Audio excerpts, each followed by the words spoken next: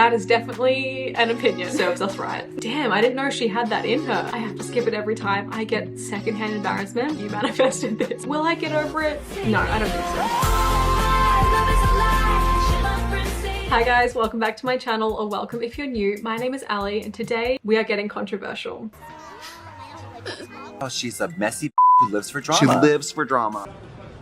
So welcome back to everyone's favorite series where I reveal my unpopular opinions and expose, react, and most likely roast yours. I feel like I just have to include this because it feels so silly that I recorded it now, but I'm sure I am not alone in 2 weekends ago thinking that Taylor was about to announce Reputation. Now I will go on record as saying I think the rep clowning and was stupid and was rushing it. However, when she got up there to do the acoustic set and started talking about the re-recordings the same way she had for Speak Now and 1989, I was like, oh my god, it's happening.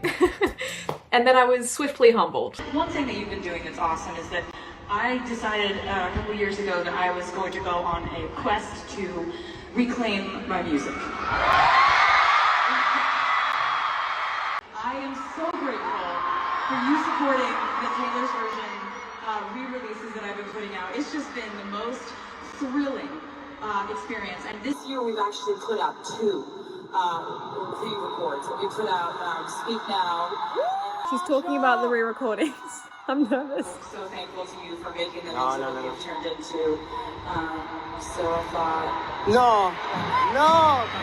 something like... Shut the fuck up.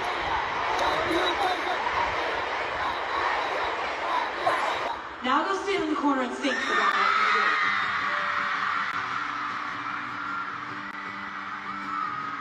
She's gonna give me a heart attack, scare me like that, and then play this song while I'm not there. And you know what? Maybe that will be my first unpopular opinion that I will share. 1989 was not even cold before people started jumping on the Reputation train. I mean, we had 1989 for less than a week before people started theorizing, oh my god, we're getting it this week, we're getting it. Oh my god, yes. It was November 10th because the amount of comments I got saying the S on Taylor's version looks like a snake, and what's next to the snake? I can't spell it in my head. It was like I-O-N, which looks like 10th of November. January, February, March, April, May, June. Jason Derulo. And I didn't publicly shame anyone for that in case it turned out to be true. But now that it wasn't, y'all, come on.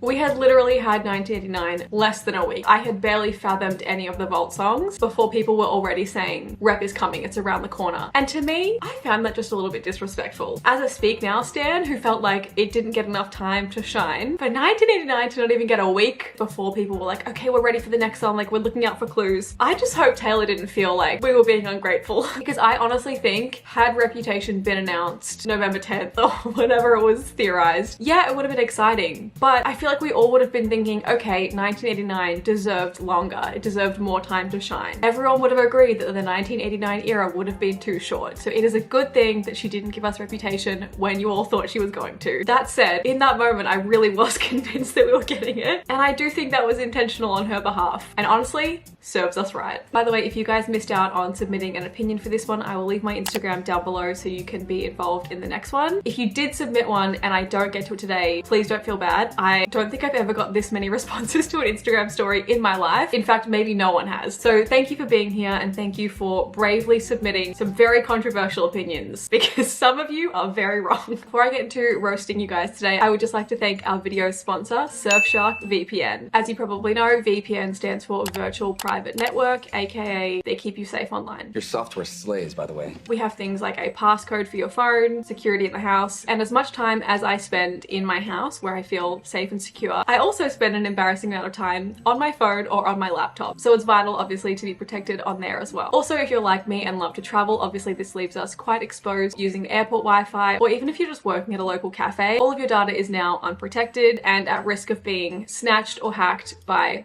hackers. And this is what Surfshark protects you from. Now, as we all probably know by now, the Reputation Stadium tour is leaving Netflix at the end of this year. I'm so sorry if I'm the one to break that news to you. It is truly tragic. So if that's not currently available in your country, you can hop onto Surfshark, switch your location to somewhere that it is available, and watch to your heart's content and enjoy that sweet, sweet guitar riff from Style that I pointed out. You're already paying for a streaming service. You might as well just get access to the entire catalog of everything they have online, not just what your select country has like allowed you to see. As you guys know, I'm watching The Vampire Diaries right now. I've just started season 3. It's getting insane. And so as I'm traveling, I want to make sure I can still watch wherever I am. Plus, you get to use one account on unlimited devices, so you're good to go. Right now, you can get an exclusive Surfshark Black Friday deal. Enter promo code Sheehan to get up to an additional 6 months for free at surfshark.deals/Sheehan. Use my link for that in the description, and make sure to let me know what shows you end up watching. Thank you again, Surfshark, for making this video possible, and let's get into these opinions. Midnight's isn't her best album, nor is it even top 3 for me. I actually think Guts is album of the year. Interesting. In my eyes, Midnight's is a perfect album, but funnily enough, it's also not in my top 3. I have to agree that it's not her best album because Folklore exists, and I find that so hard to be topped by anything. However, I do think Midnight's is worthy of album of the year, especially if they take into account the 3 AM tracks, although I don't know if they would. I feel like it's gonna have to just be the standard album. As much as I want Midnight's to win, I don't think it will. I just have a feeling they're going to give it to SZA for SOS, which honestly is a great album. Clearly, I want Taylor to win. I do think Midnight's deserves it. As for Guts, it is a great album. I did love it. Obviously, you guys saw my reaction. I don't think it's worthy of album of the year. To me, Guts had higher highs but lower lows than Sour. Sour felt consistently really good across the whole album, whereas there are maybe more songs that I skip on Guts. Is that true?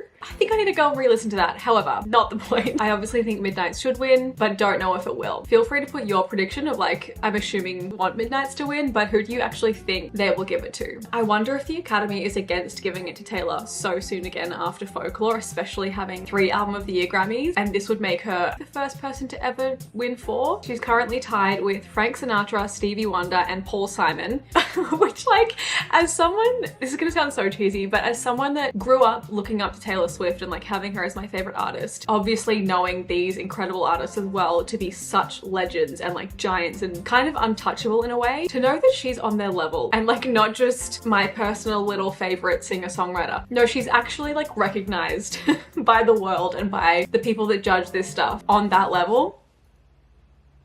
If I'm ever a mum, I'm screwed, because this is how proud I feel about like the world's most like famous person. I just love watching women succeed. What were we even talking about? I don't know who votes on the Academy, but I'm like, would they give it to her? We'll see in February, obviously. But yeah, let me know your predictions down below. Whether she wins album of the year or not, I do think she will finally win song of the year. It's insane that she hasn't. It's literally the category for songwriters, but I think her time is finally coming. She really hasn't dated that much. Her image is so much cleaner than literally everyone. I do agree, but I also think that it really isn't the point. Taylor could date 100 men. There could be 100 people in a room and still not deserve to be slut-shamed or treated any differently or had the jokes made primarily by men, but also a lot of women made about her. Regardless, men simply do not face this same scrutiny. I know people like to argue, oh, Leonardo DiCaprio does, like the media makes fun of him all the time. They're not making fun of the amount of partners he's had. They're pointing out the age gap of every single girl he dates. They're pointing out that he can't date women his own age. It's really not the same thing at all. And I really think we've seen this amp up again, sadly, since this year, since she started dating Travis. The only reason it really died down when she was with Joe was because people were like, oh, finally, like she's with someone, and like that's the end of that. And now that she's in a different relationship, and mind you, seems incredibly happy, the world simply will not allow it. I also see the argument a lot that like celebrities chose this lifestyle, and you know, if they wanted privacy, then they wouldn't be in this line of work. But it's so bizarre that like choosing a creative industry for yourself, whether it be acting or singing, suddenly means that you deserve public scrutiny or public commentary on every aspect of your personal life. I just simply don't agree. I guess if I could say anything on this topic, it would be to really utilize our critical thinking skills, because headlines are clickbait. Those kind of Instagram accounts and Twitter pages, they have to use a catchy headline to get more clicks, which equals more money. And so those outlets kind of feed into this narrative of like the drama of it all, when really it's not that deep. At the end of the day, we don't know her. We don't know what makes her happy, why a relationship failed. And I just think that's the most important thing to remember. We can theorize all we want. We can make assumptions. People can make jokes about Joelle until the cows come home. But this is a person that we don't know, whose life we don't know. I think that's the most important thing to remember. So yeah, I guess to summarize my answer, I would say fuck the patriarchy. This one I wanted to include because it might be the most pure unpopular opinion that I've ever had on this series of videos. Like, a lot of the things people submit are really not that unpopular. But this one, I love Run. In fact, Run might be my favorite vault track from Red. Now that is an unpopular opinion. Congrats to that person for their bravery and their wrong opinion, because on a vault where we have All 10 Well, Better Man, Forever Winter, Babe, Nothing New, The Very First Night, and Message in a Bottle, I have to laugh. To the point where I question if this person is gaslighting me. You know, I love Ed Sheeran as much as the next gal, but Run? Really? I would love to know if there are any more Run lovers out there. Show yourselves in the comments. No judgment, even though I did just judge this girl. I just guess I want to know if there are people out there that agree that Run is the best vault track on Red, because that is definitely an opinion. People give Harry and Taylor's relationship too much significance. It was so fast. I actually think it is quite the opposite. If you are to look at the comments from my 1989 album breakdown, or even my video ranking every Taylor Swift song, where I've mentioned lyrical parallels or similarities between their songs, things like anything to do with their relationship, there are hundreds and hundreds of comments with this same opinion, essentially saying either it wasn't real, it was a PR relationship, or it was too short to inspire any kind of material from one another. Here's the thing, we don't know that. We may never know that, but I would never invalidate someone else's experience. Firstly, I mean, let's examine the lyrics. We never go out of style. You got that long hair, slicked back, white t-shirt to move the furniture so we could dance. But never went, you hit the brakes too soon. 20 stitches in a hospital room. When you lost control and spinning out of control. Red blood, white snow. They are the hunters, we are the foxes. Didn't you calm my fears with the Cheshire Cat smile? Everyone wants him, that was my crime. You grew your hair long, you got new icons. Blue dress on a boat. They don't know about the night in the hotel. I wish I could fly high. Once the flight had flown, I took you up and we go back in time. Oh, your necklace hanging from my neck. 2 paper airplanes flying. The lyrics that we have are pretty hard to deny. Like, this album was essentially about one relationship. We know that. Taylor has confirmed that, as we went through in my 1989 breakdown videos. To say that they weren't together long enough for these songs or these lyrics to be authentic and real, I just find useless, I guess, as a perspective, because who are we to decide what a relationship, friendship, or any kind of connection meant to someone else? And I have said this a million times, I will say it again. One person could inspire you more in 2 months than someone else did in 6 years. As we grow up and meet new people and have life experiences, I think, you know, you come to realize that. If you've ever lived abroad or like done a summer camp or an exchange semester, the friendships that you have in that kind of environment, or even relationships, situationships, that will like change you on a molecular level more than like your steady long-term relationship. No shade to that steady long-term relationship, but just like having sort of experiences that are maybe heightened or dramatic or intense can definitely inspire an album's worth of songs. So I don't think saying it was so fast really means anything. We know they dated twice during that time. So of course, throughout those 2 periods of dating, you're also gonna have that person in the back of your mind. I mean, hello, the song Style. I think the song Style says it all. They never went out of style. They were always on each other's minds, and there's your album inspiration. I rest my case. Okay, Jack makes her music sound repetitive and she should work with different producers for TS11. Interesting. This is definitely, I don't know if I would say a popular opinion, but one I saw a lot of on Twitter. And I actually addressed this in, what was it, my vault breakdown video, I think. I ended up cutting it out and I don't remember why. However, why not give you that little deleted scene? Here were my thoughts from a couple of weeks ago after the album came out. I have seen so much hate and like negativity surrounding this re-recording, specifically songs like Style, New Romantics, and like, I totally get it. You are allowed to say that you prefer an original song. I will go on record and say that there are songs I prefer the original sound of to Taylor's version. I think that's just natural. When like you grow up with a certain song, it's going to be nostalgic. It's what you're used to. I get it. I respect it. However, I just think the hate, and especially the hate directed at Jack, just seems so absurd to me and like so unwarranted. If we didn't have these re-recorded versions, we would not have any of the vaults. So like if you're saying, you know, you just want the old style back, that means you don't get Is It Over Now. If you wish you'd never re-recorded We Are Never Ever Getting Back Together, that means we would never get All Too Well 10-minute version. I think it's so fine to have your preferences, and because as fans, obviously we notice these things, but I just think a lot of it's mostly Twitter and TikTok where I'm seeing this, because I had such a positive listening experience with this album and then went online and like saw that that wasn't really the general consensus, which was a big surprise to me. And like, again, if you want, just go and pop on the old vinyl. It's okay. I just think some people were taking the negativity a little bit too far.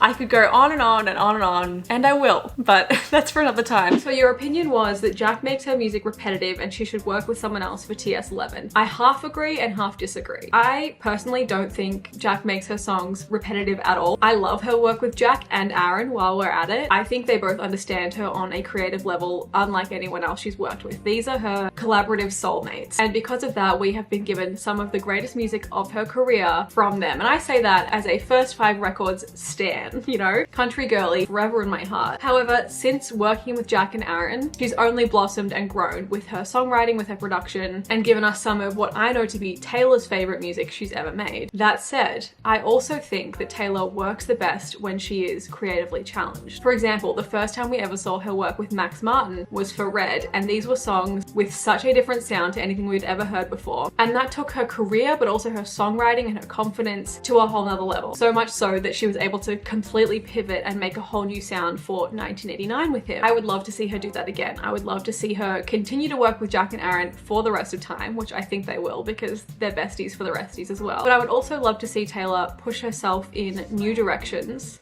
Oh no, I was doing so well not mentioning Glee in any video. Sorry everyone, revert the tally, we're back to 0. But yes, I want to see her go in different directions and really challenge herself and figure out what else she might be capable of. Question for the class: if you could choose for like TS11 or TS12 to be either country or rock, which would you pick? I'm nervous for debut album shoot because I want it to retain its cute, tacky vintageness. Girl, I get you. I get you so much. And I fear we need to prepare for this now because it will not be tacky. It will be beautiful, and that might be the problem because I want to see a cringe, MySpace-worthy photo shoot that you do with a bunch of your friends after school on like middle of nowhere empty train track, you know? I want cringe. I want camp. I want her to look camp directly in the eye. We're not gonna get that. We're not gonna get a murky brown river Photoshop to be crystal clear blue. We're just not gonna get that. It's gonna be stunning. We're not gonna get the weird little design graphics on the front cover. We just have to make our peace with that. Oh my god. I'm gonna be really mean. Only one can survive. Dear John, all 10 well, would've, could've, should've, and better than revenge. I apologize. Yeah, you should apologize for that kind of question.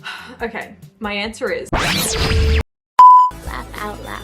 Okay, so I got a couple in regards to the Eras tour that were quite similar, and I want to address them all in one little segment here. So it's not practical to change the set every single show. A lot of work goes into it behind the scenes, but if this keeps on for another year, it'll be repetitive AF. Similarly, she should switch up the Eras tour set list already. It's getting boring. So this is such an interesting opinion because we're really in like an unprecedented era when it comes to concerts. We're experiencing concerts in a way that they're really not meant to be experienced. I was a kid seeing the Fearless or Speak Now tours. You go into that knowing nothing about it, being surprised that whole show, or maybe if you're like me, looking up the set list, you know, online before if it had been to another city because I love to be prepared. But you go in there to be surprised, have a great time, and then never really get to experience that again. Whereas now, we all know the set list because we've been watching it every weekend on TikTok and on YouTube and like in the news, and we've seen the Eras tour film. But that's really not how concerts were designed to be, and in my opinion, not how they should be. Concerts are designed to be repetitive. That is just how they are. It's the same thing with a Broadway show or a play. They are constructed so that every paid attendee and guest has the same experience. So if anyone finds that boring, the fact that it is planned down to the second and the set list is the same and will continue to be the same, possibly, I don't know, she could change it up. Concerts are not designed for us to go 10 times over and watch it on our phones every weekend. They're designed to be a live experience. So I personally just disagree. I don't think it's getting repetitive because I have not seen it yet. And if you have seen it, then your time has passed already. I just think we weren't really meant to be this exposed to a concert for as long as we have been. So yeah, when you call the highest grossing and most successful tour repetitive, there's kind of a reason for that. And furthermore, when the set list has been changed, aka Long Live was added, do you remember the outrage of the people that saw it before she added that, being like, well, that's not fair. My show didn't get that. But yeah, I don't think she needs to change the set list because that's not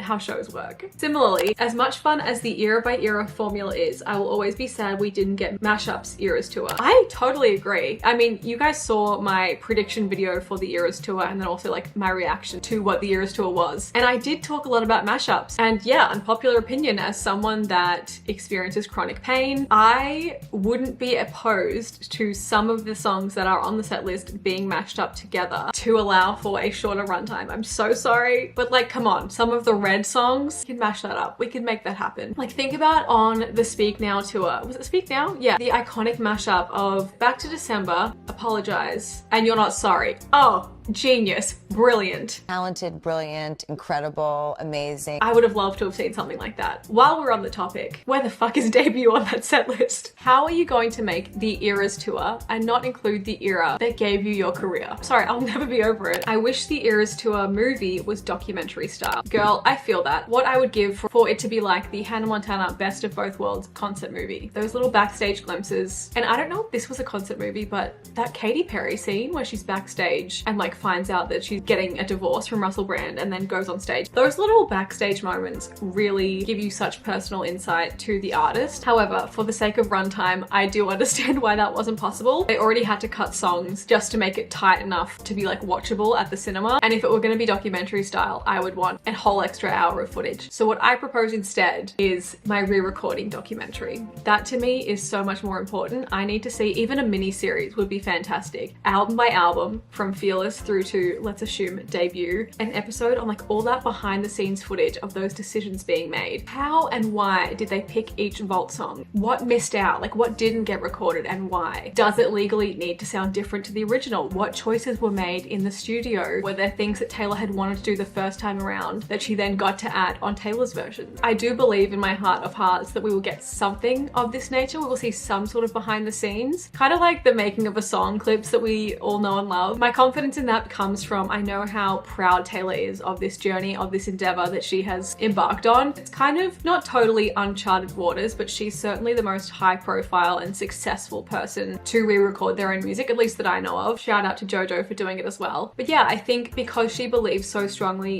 in artists owning their own music and what an emotional journey, but how important this was to her, I feel like it's something that she would love to have documented. So watch this space. I'm a bit sad about the aesthetic change of 1989. It is so interesting to think about this because besides Fearless kind of remained quite similar, I will say. Speak Now and Red also had a bit of an aesthetic change. Like if we compare Red to Red TV, the original Red in my mind was like the vibe of the 22 music video. And also We Are Never Ever Getting Back Together. Like silly, crazy antics with your girlfriends, dressing up, more playful and summery vibes. Whereas Red Taylor's version, I think was so centered around All Too Well 10-minute version and the short film, rightfully so, that the marketing and the aesthetic of the album and the era became so much like Sad Girl Autumn. So that was really interesting to witness too. But yeah, now having heard the 1989 Vault, it is so clear where that sort of beachy California vibe came from instead of the New York vibe. Because I know I talked about this a lot in my breakdown videos, I believe, for 1989, that I was like, where is this beach vibe coming from? Like, this is the New York album. People were like, Ali, New York has beaches too. The vibe for 1989 was was not just New York. Like, it wasn't New York as a state, including like Long Island and the beaches. It was very much Manhattan. Like, it was the city skyline, skyscrapers, the nightlife, the streets. It wasn't like we're hopping on the Long Island Railroad or going to the Hamptons for the weekend. Whereas that is the vibe that we get from these new Vault tracks. All that said, I understand it and I will allow it. I mean, Slut in particular. It is just like, it's so California. TS11 will be dark pink. That is interesting, and I wanted to include that so that we could kind of save this memory and idea and come back to it and see if you're right. I'm actually a little bit nervous because we're kind of running out of colors. Obviously, Karma is orange.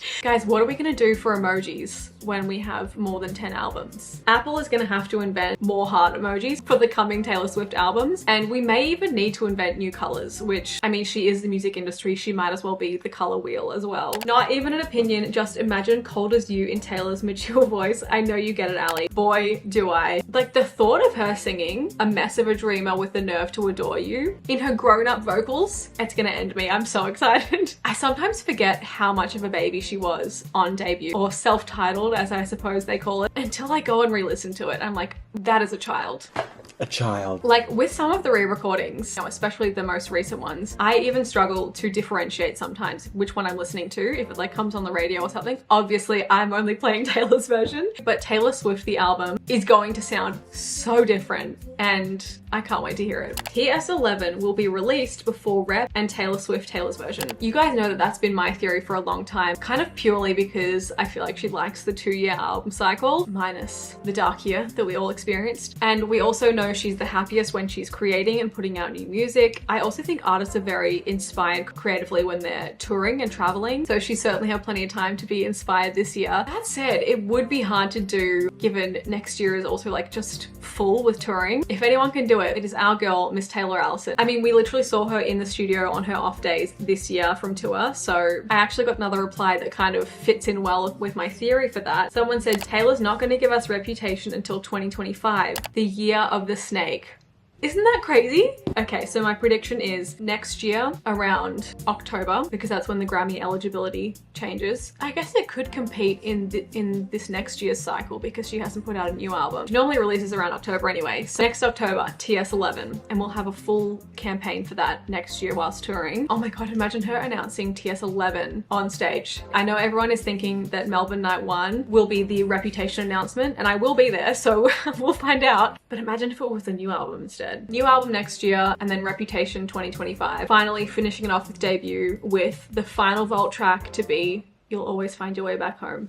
I am so powerful. My mind, oh, it amazes me sometimes. That's just my wish list, really. This one is so interesting to think about. Lover would have been more of a success and fans would like it more if it came out before Rep. I actually think you are totally right. I think Reputation, what can we say? She was a bad bitch. And so by giving this kind of like dark, cold, I mean, I say that knowing that Reputation is half a love album, but if we're talking purely about like the aesthetic of it, it was really this kind of like powerful owning of being like a villain, very theatrical in a dark way, which Taylor does so well. So then to follow that up with what I would call her cheesiest, loviest, brightest era, I do think a lot of people didn't connect with because they had become fans because of Reputation. The sheer amount of people that I know that hated her, you know, during the 2016 era and then became fans because of the Reputation album, but more so because of like the energy and the aesthetic of it and like what it represented, which was kind of this, yeah, like cold, conniving, like bad bitch energy. And people were like, damn, I didn't know she had that in her. So then to follow that up with this sweet, like, I love you kind of album,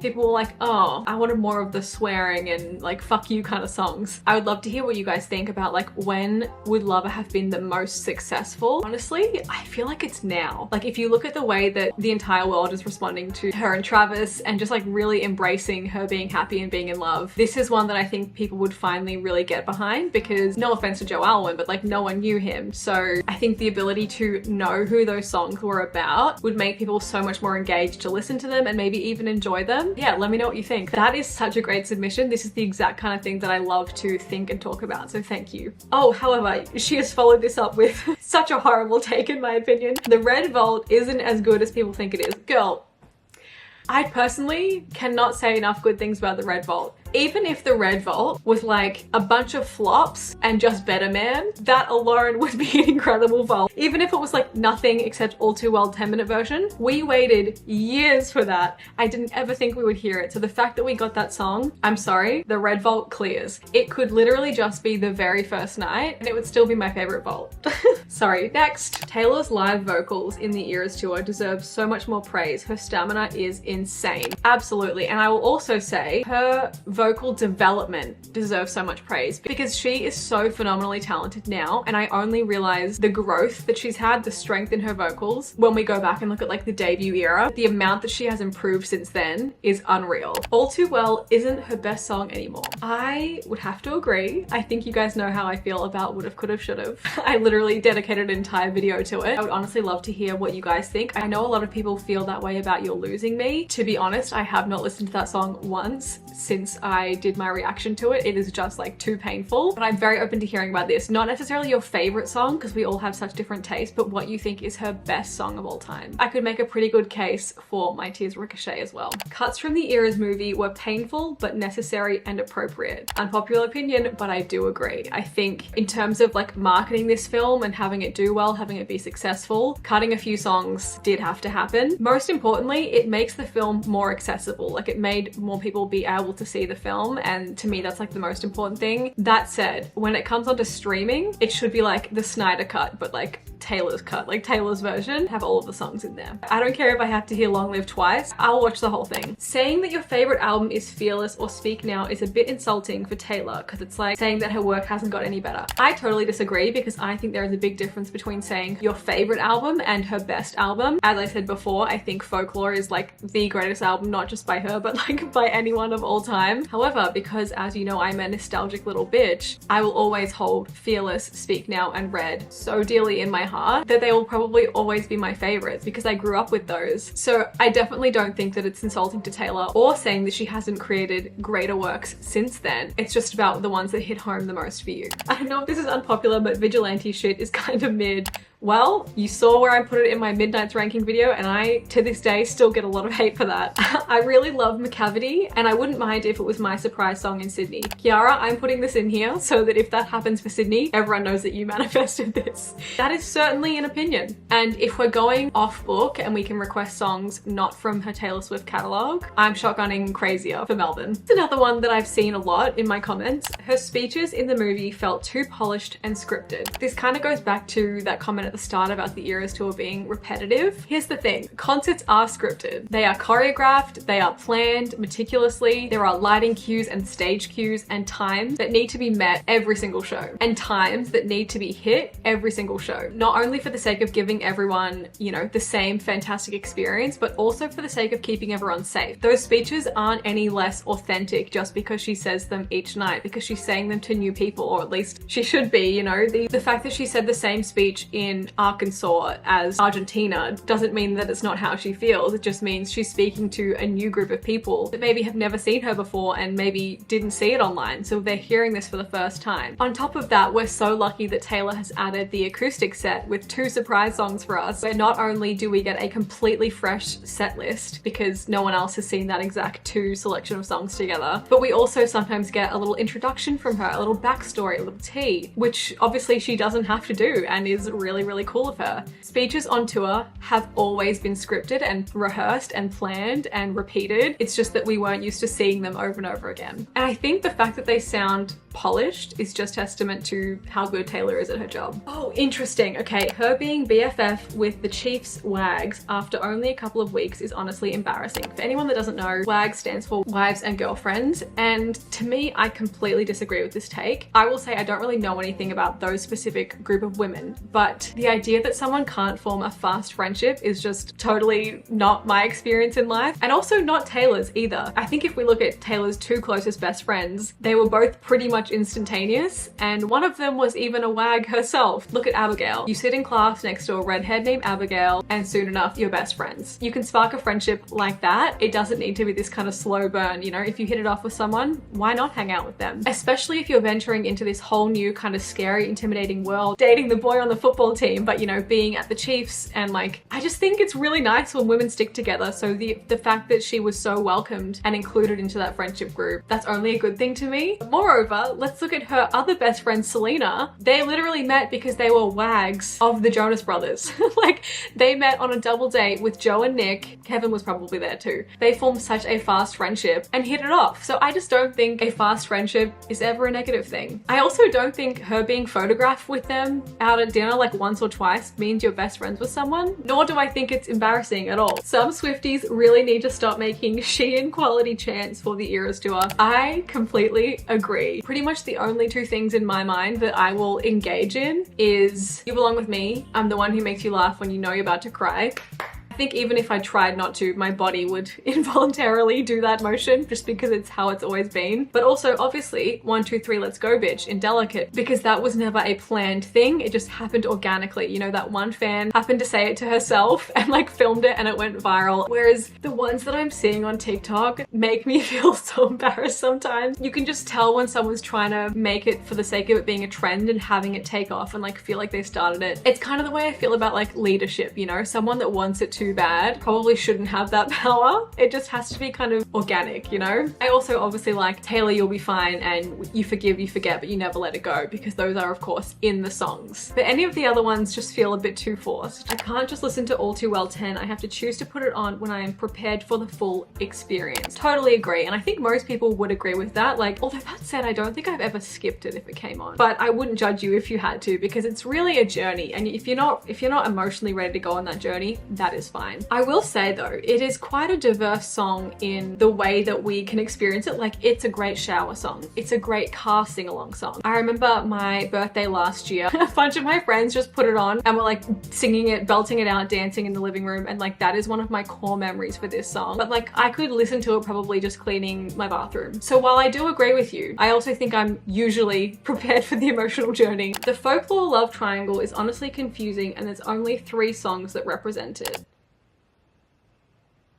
Yes, because a triangle has 3 sides to it, and so does this story. No more Evermore treatment, it should be the Speak Now treatment. Bestie, I think we're forgetting something. The debut treatment. Yes, Speak Now only got 1 song on the Eras tour set list and only a couple months of being Taylor's version out, but debut, nowhere to be seen. And the fact that it wasn't even mentioned in your comment makes me think you probably forgot about it too. But can we just appreciate that the 2 guitar picks that I have are our 2 little forgotten children? I would never forget you guys. Other than All Too Well, 10-minute version, the Red Era is definitely my least favorite at the Eras tour. Totally. And I don't think that's actually unpopular. I remember seeing it in the cinema and like sitting through We Are Never Ever Getting Back Together and I Knew You Were Trouble. Those 2 mostly. 22 I can allow it because it's so fun and a kid gets a chance to like meet Taylor, and I cry my eyes out every time watching that, no matter who it is. That can totally stay. But the other 2, I'm just like, we need to launch a full federal investigation into why and how this happened. Who allowed this? I get it. Those are the songs for like the boyfriends that came along and the casual fans, but surely like they have the 1989 set. They've got Shake It Off and Bad Blood, and I can't help but think how much more hype I would be if we had Red the song,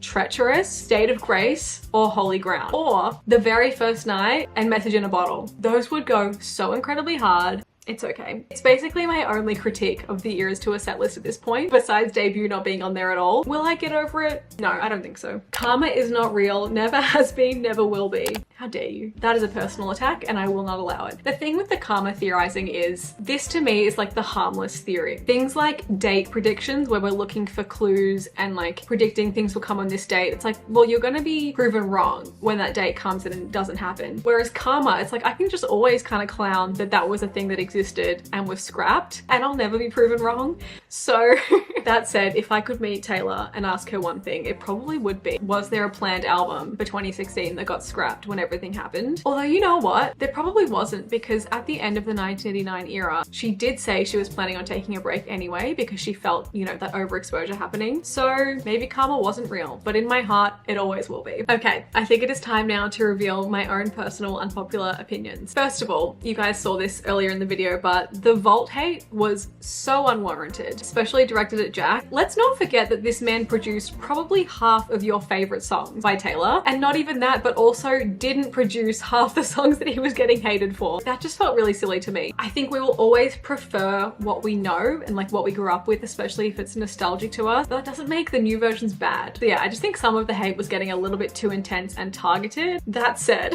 I'm about to do this. Obviously there was a lot of discussion around style. Taylor's version, personally, I think it sounds great, besides one thing, and it's not the guitar at the start, it's actually the post-bridge chorus when she says James Dean. I need it to be 2 syllables, and now it's 1. Oh, you got that James Dean daydream. Oh, 'cause you got that James Dean daydream. Another unpopular opinion is that everyone's saying this relationship with Travis is clearly fake, clearly PR, because they're being so public about it and she's never been public with a relationship. I think it's just exposing that you are a newer fan, which is totally fine. You are so welcome. But this is not the first time she's been public with a relationship. Don't get me wrong. This era and like everything that happened on that one Argentina date is the most incredible thing that's ever happened. And we're definitely experiencing like a public relationship in a new way because of how successful they both are. No offense to her previous boyfriends. But Homegirl definitely has been public before. Like, big time. For example, all of these scenarios. I also don't think that just because a relationship is public or not public means that it's PR or not PR. Like at this point, honestly, and I mean this with all respect, if you are a Taylor Swift fan and think that she would date someone purely for PR, this is a girl that has been slut-shamed her entire career for dating too much and has been very outspoken about how much that affects her. So to say that she's going into these fake relationships just to benefit her career, we simply have a different perspective. Okay, next one is I've been hearing a lot about a clicking in Shake It Off, and I cannot hear it for the life of me. I've tried, believe me, because I wanted to like understand what people were hearing. I can't hear it. However, what I can hear, blank space, whatever this weird background scratchy noise is, I literally can't listen to it. New money, suit and tie. I can read you like a magazine. I don't know what that is. I think my friend said it was like one of those brushes that you scratch the drums with. It's just scratching my ear instead in the wrong way. And that's not me saying it's a bad song or bad re-recording. Maybe I'm like a dog and I'm like hearing a note that I shouldn't be able to access, but it does irritate my ears and my brain. I don't know if this next one is unpopular or not, but I prefer the acoustic version of Slut. It is so beautiful. And to me, it just sounds like how the song should have sounded. Like it sounds like the song feels, if that makes sense. Okay, this next one, this is so delicate. How do I express this? Joe was a bit of a nobody. No offense, I mean that with all love and endearment. But because of that, I think he was right to not want to be really public with Taylor, because had he been and had he like been hanging off her arm and like photographed everywhere in public and really had this high profile relationship, I think people would have said that he was using her to advance his career. So I think it was actually kind of noble that he was like, hey, I'll stay out of the limelight and not use you for your fame. Whether that ultimately impacted him and Taylor's relationship, I don't know, but I can't judge him for wanting to make a name only for himself. And maybe someday he will. Okay, and finally, Me should have been on the set list, or at least when she played it as a part of the surprise song set, it should have been on the piano. I say that as someone who was fortunate enough to see the full production of Me live in concert. It was great, but stripped back on the piano, it would be so beautiful. I think it would take on a whole new meaning, a whole new life of its own. And like, it was the first song that Taylor owned. That is so meaningful. Obviously, we were robbed by the pandemic, preventing us from getting Loverfest. I just think Taylor was so proud of that song. It deserved to have its moment. She shouldn't overdo the country accent for the debut re-recording. You take that back. I do not want to put that kind of manifestation out into the world. Taylor, if you're watching this, do not listen to her. You commit to that country accent just as hard as you did back then. In the music, the moment you own it, you better never let it go. You only get one shot, do not miss your chance to blow. This opportunity comes once in a lifetime. It is vital to this album. You can't sing about a boy in a Chevy truck that had a tendency of getting stuck without a country twang. It doesn't work. I need that re-recording to sound so country that we consider she may not even be a Democrat anymore. I need it so country that she reverts back to the original Picture to Burn lyrics. And if you come around saying sorry to me, the white feet are wearing teddy with his new on man, it's gonna let you know how sorry you'll be. Honestly, I think think hearing I Bet You Think About Me gave me quite a lot of hope. In fact, I may have even mentioned that in my Red reaction. Like, hearing the country twang made me feel so secure for the future of my Taylor Swift, Taylor's version future, you know? Like, I was like, okay. I had questions about whether this would happen, whether I would get a country commitment, you know? And I think we will. I think she knows that we need it. Okay, this one made me giggle. Boyfriends proposing during the Eras concert is ick. Don't distract me from the queen. I partially agree. Like, I personally wouldn't want it, but I hope to think that the people that are proposing, because I have seen girls doing this too, we can't let the girlies off the hook. I'm choosing to think that they know their partner well enough to know that it is something that they would love. The one thing I can't overlook, you probably know what I'm gonna say, is in Miss Americana, the proposal in front of Taylor. I'd like you to be a witness for something special, Miss Taylor Swift. Oh my God. I'm gonna ask Miss Maybelle Marciano to be my wife. That woman has the rarest opportunity that any fan would kill for, and you're gonna make it about yourself.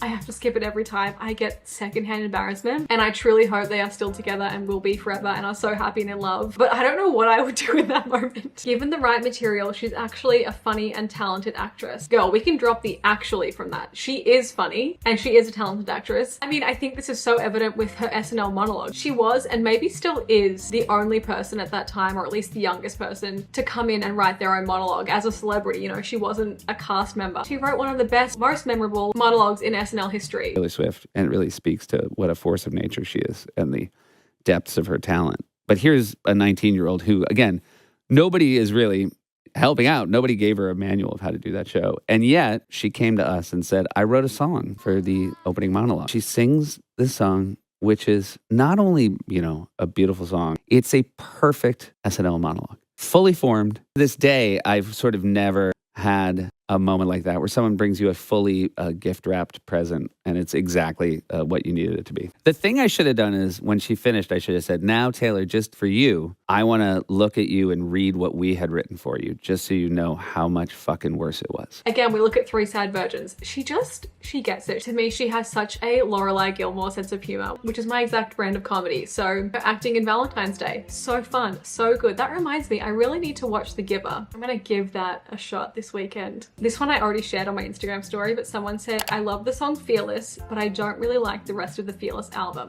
I simply don't think I've ever related less to a submission before, because this is like the first album, besides maybe like a Hannah Montana soundtrack, that I remember just raising me. I truly devoured and worshipped the Fearless album as a child, and rightfully so, because it is incredible. I mean, don't take my word for it, it won Album of the Year at the Grammys. And honestly, I'm so glad you appreciate the song Fearless, because it is so slept on. It is one of her greatest songs. It's definitely in my top 30. That's a big call. I need to actually work on that. It is one of my favorite, maybe my favorite title track. And I can still remember that first night watching the Eras Tour live stream, the very first night, and the Fearless set opening with the opening bars to the song Fearless. I just bawled my eyes out because I did not expect that that would be included. Like, honestly, I thought it's gonna be You Belong With Me and Love Story, and like, that's kind of it. Fearless, oh, it's just that song. But I do think this is an opinion you need to re-examine, because this album also has songs like Hey Stephen, White Horse, Breathe, Tell Me Why, one of my all-time favorite songs, You're Not Sorry, The Way I Loved You, Forever and Always. And most importantly, the best outro in the history of songs, The Other Side of the Door. How are you not loving that? And that's if we're not even talking about The Vault. I beg you to go and re-listen to that album, because I don't think it's the nostalgia talking. I think it is truly an incredible album. I had a couple of submissions saying she only clapped for Harry because she knew she was about to destroy him on the 1989 Vault. I really disagree with that. I think Taylor has always been incredibly gracious and supportive at award shows, but also just in general of her fellow artists. I've been so inspired by every artist that's acted with me. And a lot of different times in my life, I listened to everyone in this category alone. And we have to keep in mind that this was a relationship that happened nearly a decade ago, over a decade ago, and these songs were written almost a decade ago. I don't think it was that big of a deal. I know I talked about this in my Vault breakdown video, so I won't go into it, but like, I think Harry would have had, you know, a courtesy text or email about those songs, but I also don't think he would care that much. We already know he had no problem with Taylor writing songs about him, and he felt they were quite good. We always say that we write from personal experience. I think everyone does, and she's really good, so they're good songs. So I'm lucky in that sense. But how do you feel when someone does that to you? When Taylor Swift writes a song and everyone assumes it's about you, Harry? I mean, does that upset you? No. No. It doesn't upset me. I'd be honored. I think about what it means to me to write a song about somebody else. And for someone else to do that, I think it's like it's like flattering. Even if the song isn't that flattering, you've still spent time on it, and ultimately, using Taylor as an example, she's a great songwriter. And again, like I said in that Vault Breakdown video, she didn't expose anything that brand new that makes him come off worse. It more just kind of reopened old wounds for people listening, I guess. You know, nowhere to the extent that Jake Gyllenhaal experienced, for example. Yeah, I definitely disagree with that. I think Taylor supported him and clapped for him because she supports him, and vice versa. Not because of any PR reason. Guys, while I have you here, especially you real loyal folk that stuck around to the end, I need some help. I still have no idea what I'm wearing to the Eras tour, and it's stressing me out, honestly. I just constantly feel like I have no free time, and so I haven't even really been able to brainstorm. Plus, I just feel like everything has been done. There's like no original ideas left because obviously she's been on tour for a year, and I was so proud of the costume I made for Harry, but I'm like feeling the pressure now to either, you know, be on that level again or outdo myself, and it's stressing me out. So if anyone has any ideas of something that I should make that is like hopefully original but also like fun and recognizable, please let me know. Like when the tour first started, I was like, oh my god, cool, I'll go as like Fearless or Speak Now era Taylor, and we've just seen a million people do that. That's not to say that I might not, because those eras mean a lot to me, but I'm just like, the people want to see something really special and exciting, and I don't know what to give them. So if anyone has any ideas for me, it can be really niche or really basic, please let me know in the comments. I feel like I'm creatively tapped out at this point. So yeah, if anyone has any suggestions for me, I would love to hear them. Thank you so much. Oh my god, I just remembered I haven't shared my most important opinion, which is that, and honestly you might already know this, but Electric Touch is the superior Speak Now Vault song. I can't believe that more people don't recognize or acknowledge that. Obviously, I Can See You had the biggest time in the spotlight. It got a music video, and dare I say, the I Can See You music video had literally nothing to do with the song. In fact, it's like quite funny when you think about it. Like, it's one of her most sexual songs, and the music video is about like freeing her old work. I mean, I have to laugh, but at the same time, it is a deeply iconic music video, and I'm so grateful we got it. But can you imagine an Electric Touch music video featuring Fall Out Boy? That song, I think, was really for the OG fans that lived through the Speak Now era, because the Sweemo crowd, Swiftie and emo, like that crossover was so real. Listening to Paramore, Fall Out Boy, artists like that. So to get Hailey and Fall Out Boy on this album, dreams coming true. And I just think that song deserves so much more appreciation. Patrick Stump's voice will forever be one of my favorites, but also just works so well with Taylor's. That song's a jam. If you haven't listened to it in a while, go and fix that and let yourself be reminded how great it is. While I'm confessing things about the Speak Now Vault, this is a big one. This is controversial, and it's fitting that I've saved it for the end because only the real ones have stayed this long. So I feel kind of safe to say it. I was a little bit underwhelmed with Castles Crumbling. Not because I don't love the song. It is an incredible song. Lyrically, it's fantastic. It's so vulnerable and open. It's similar to songs like Nothing New and The Lucky One, which are songs that I love. And I understand why Hailey features on this song, because these are lyrics that she could also relate to, being an artist similar to Taylor, you know, experiencing those kind of things. However, the Hailey that I know and love, the Paramore that I know and love, is really more of a rock chick. I think that I'm just a rock chick. So I would have really loved to have seen that utilized. To see another song kind of more like Haunted and The Story of Us or Electric Touch with Hailey on that would have been so incredible. I will always love Castles Crumbling, or Castles Crumbling if that's what you say, but I also would have really loved to see my fave gals just rocking out. I like to rock out. That said, she's worked with Ed Sheeran multiple times, so there's nothing saying she can't work with Hailey again. Well, if you've made it this far, thank you guys so much for sticking with me. Be sure to check out that Surfshark deal in my description. Seriously, they are the best. I'm about to go and see a production of Spring Awakening. The theatre kid in me, who is also just the theatre adult in me, who loves musical theatre, is very, very excited. So I will leave it here. Thank you again for watching. Give the video a like if you enjoyed it, and I will see you guys next time. Bye! Is this what it feels like to grow up?